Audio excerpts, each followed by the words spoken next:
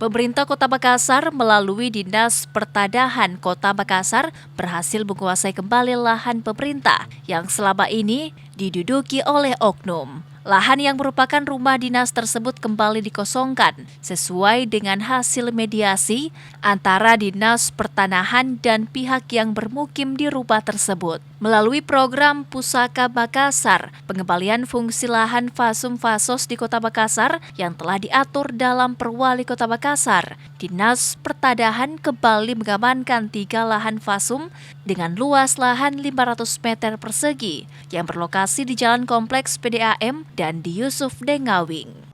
Sebagai tanah garis miring bangunan Puskesmas garis miring Posyandu, perolehan tahun 1982 dengan luas kurang lebih 300 meter persegi dan tercatat sebagai barang milik daerah di KIP C sebagai bangunan milik klinik Puskesmas Gedung RSP Ikari, perolehan tahun 1982 dengan ukuran 125 meter persegi yang terletak di Jalan Yusuf Dengawing, Kelurahan Tidung, Kecamatan Rapocini, Kota Makassar dalam keadaan aman dan terkendali.